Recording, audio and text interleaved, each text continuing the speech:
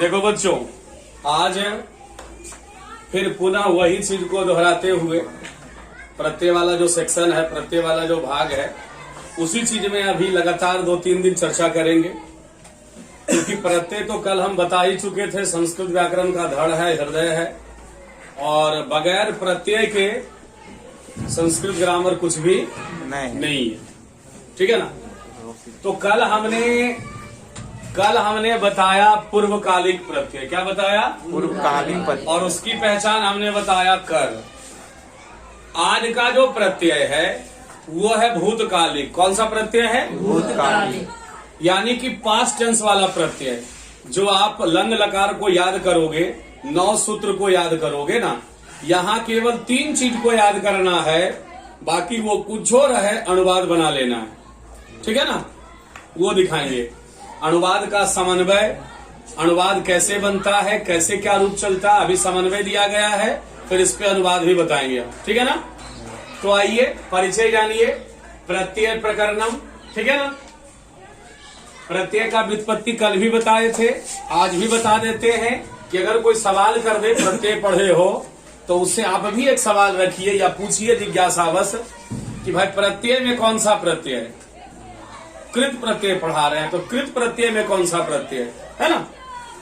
तो प्रति प्लस अय प्लस अच बराबर क्या हो गया? प्रत्यय शब्द की व्युत्पत्ति। प्रत्यय का शाब्दिक अर्थ, प्रति का अर्थ होता है साथ में, और अय का अर्थ होता है चलने वाला। और यहाँ देख लीजिए भूतकालिक का है, कृत प्रत्यय है। कौन सा प्रत्यय है? कौन सा प्रत्यय है? कृत प्रत्यय। संस्कृत पढ़ते पढ़ते जब हिंदी नहीं लगे तो फिर संस्कृत पढ़ना बेकार है। समझ रहे हैं ना। जो ही हम जाने बिल्कुल वास्तविकता के साथ जाने, क्योंकि ज्ञानम तत्वार्थ संबोधा।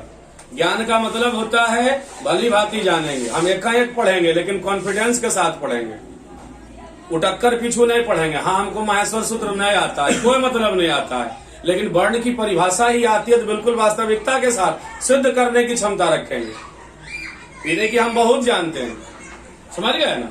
तो जो जानिए बिल्कुल करेक्ट और परफेक्ट जानिए। भूतकालिक कृत प्रत्यय, तो कृत से बना कृदंत कल बता ही चुके थे। अब अगर कोई पूछ दिया कृत में कौन सा प्रत्यय है, तो क्री प्लस कत बराबर कृत या कृता लिखा जाए। शीर्षक कार्य का क्या है? कत और कतवतु। कत और कतवतु। प्रयोग कहाँ होता है? केवल और केवल भूतकाल में। केवल और केवल भूतकाल में। केवल और केवल भूतकाल। कल जो अत्वाल था वो भूत, वर्तमान, भविष्य सब में रह सकता है, क्योंकि वो बीच वाला है। ठीक है ना। अब देखिए इसके कुछ हमने रूल लिखाए, नियम लिखाए। क्या लिखाए?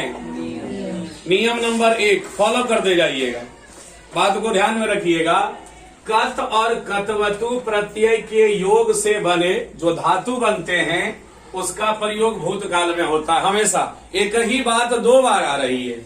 ऊपर में शीर्षक में लिखा हुआ है भूतकालिक प्रत्यय, बीच में बताया गया भूतकाल के लिए, फिर नियम में हमने दे दिया कि कत और कतवतु प्रत्यय से बने शब्द में जो धातु आते हैं वर्ब, उसका प्रयोग कहाँ होता है?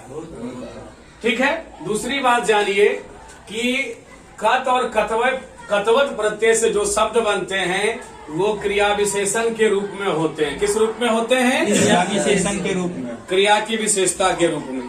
ठीक है ना। चलिए अब कहता है कर्ता इनका विशेष्य होता है। कर्ता सबका विशेष्य होता है, कर्ता संज्ञा और सर्वनाम ही होता है। ठीक है ना।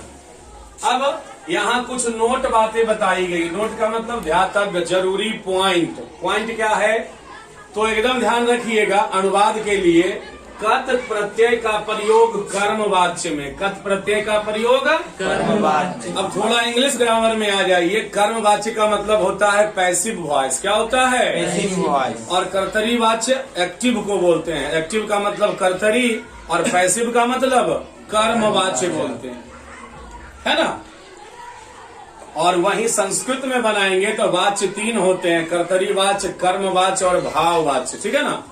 तो ध्यान दीजिएगा, नोट करिएगा कि कत प्रत्यय का प्रयोग कर्मवाच्य में हमने बता दिया है बोर्ड पर, बिल्कुल ध्यान करिएगा।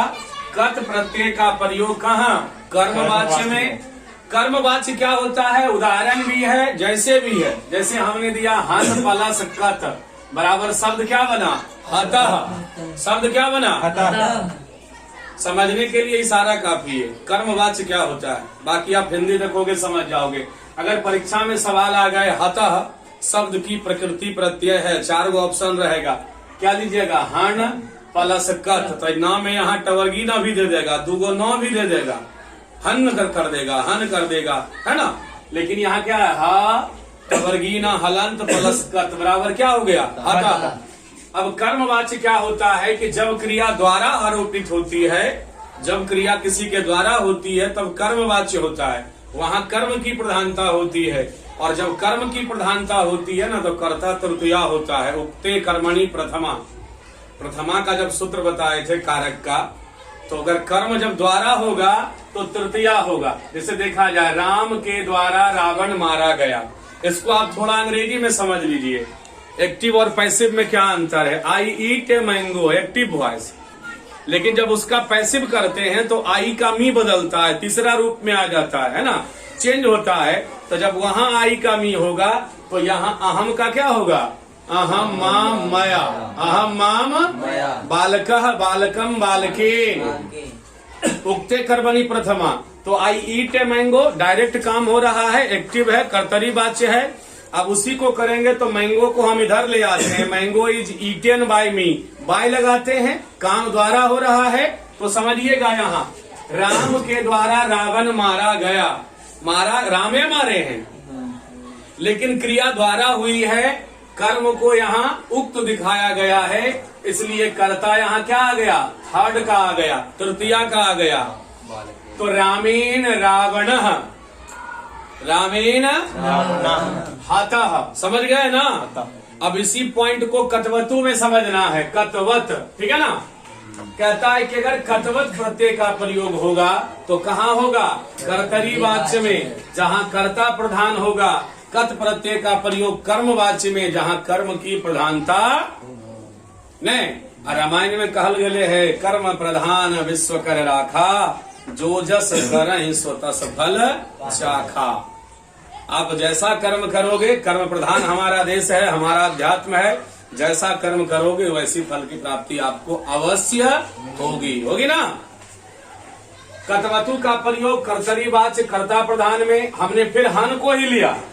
देखिएगा अगर परीक्षा में सवाल आ गए हतवान में कौन सा प्रत्यय है? आनंदम।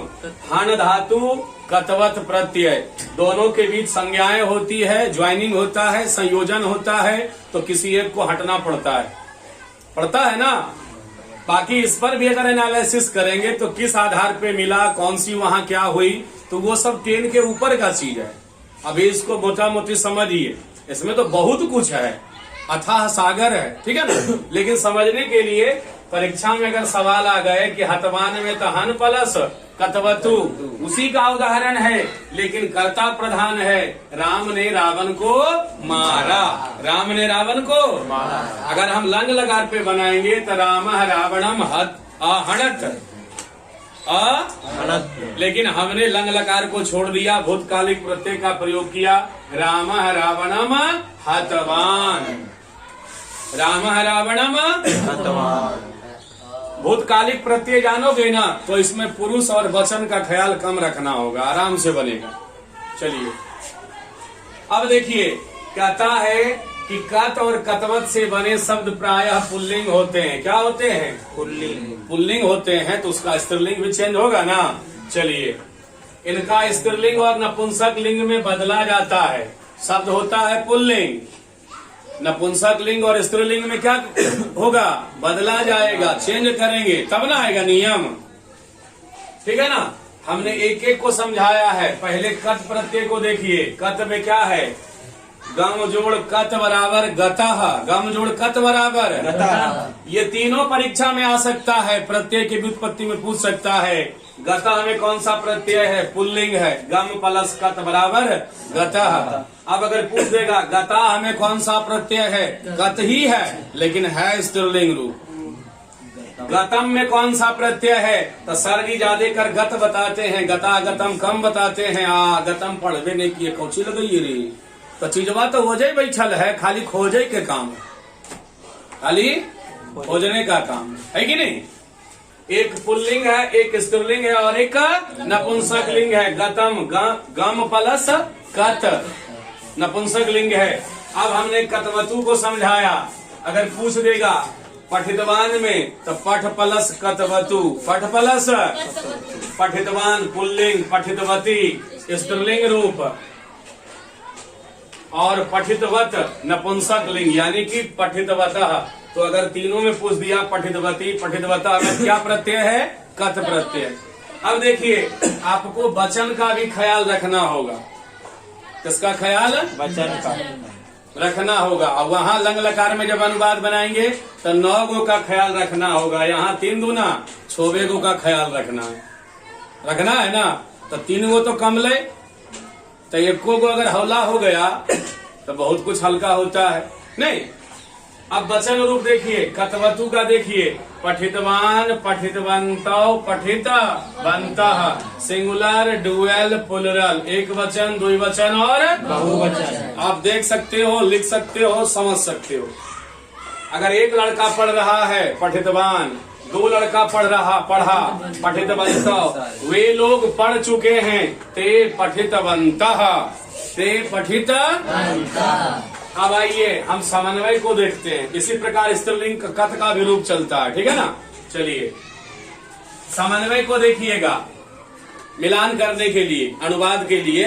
और परीक्षा में सवाल हम इतना दे दिए हैं, सवाल पूछेगा, नियम हम बताए हैं। और आपके लिए कॉमन सेंस क्या लगाना है कि धातु हो अंतिम में तहता हो। क्या हो? चलिए धातु हो अंतिम में बान लगा हुआ है। अगर तहता है तो कत प्रत्यय, वान लगा हुआ है, धातु हो, शब्द नहीं हो। शब्द में धातु हो लेकिन वो तद्धित नहीं हो, कृत का हो। देखिए क्री प्लस कत बराबर कृतः, भू प्लस कत बराबर, बोलते जाइएगा, याद हो जाएगा, जबान में बैठ जाएगा। पठ प्लस कत बराबर बद प्लस कत बराबर दा प्लस कत बराबर दत्तः, तुस प्लस कत बराबर आनंद। समझ रहे हो ना? हाँ सर। दृश्य प्लस कत बराबर दृष्टः। ये दा वाला को ज्यादा ध्यान देना है, परीक्षा में यह सब पूछता है। या स्थिता पूछ देगा, आस्था धातु कत प्रत्यय क्या बन गया? स्थिता। ग्रह प्लस कत बराबर गृहीता, ग्रहण किया, ले लिया, ठीक है ना। अश्रु माने सुनना प्लस कत बराबर क्या बना? सुनता, ठीक है ना। देख रहे हैं ना। अब उधर देख लीजिए कतवतु वाला, फिर इस पर हम अनुवाद बताएंगे, ठीक है ना। ये किसका हो गया? कर्मवाच्य का। कत प्रत्यय कहाँ लगता है? ध्यान दीजिएगा, कर्मवाच्य में। हम एक ही बात को बार बार बता रहे हैं। देखिए लिख दिए हैं, देख लीजिए। कतवतु का प्रत्यय कहाँ होता है? कर्तरी वाच्य में। कौन वाच्य में? ठीक है ना। कतवतु का उदाहरण समझिएगा। राजीवः मह्यम मनोयोगेन शृणु, भू प्लस कतवत क्या बन गया? भूतवान। बद प्लस कतवतु, श्रु प्लस कतवतु, त्रिस प्लस तुस प्लस कतवतु, या प्लस कतवतु, पठ प्लस कतवतु पठितवान, खाद प्लस कतवतु खादितवान। देखो अब हम कुछ अनुवाद समझा देते हैं, ठीक है ना। अनुवाद परीक्षा के लिए उपयोगी है। अनुवाद अगर जानिएगा तो कौन सा प्रत्यय समझ में आ जाएगा। रावण सीता को हर ले गया, देखिएगा कर्तरीवाच्य का अनुवाद है। रावण सीताम अपहृतवान, क्या होगा? अप उपसर्ग ह्री धातु और कतवत प्रत्यय, ठीक है ना। समझ रहे हैं ना। माता ने रोटी खाई, ये भी कर्तरीवाच्य है। माता रोटी काम खादित वान, हम लोगों ने भात खाया, वयम बहुवचन हो गया, है ना। गतवान गतवंतो गतवन्तः, वयम ओदनम खादितवन्तः, ठीक है ना। 2 लड़कों ने चूहे को पकड़ा, डुअल नंबर है, द्विवचन है, तो बालको मूसकम गृहीता बंतो, नहीं, ठीक है ना।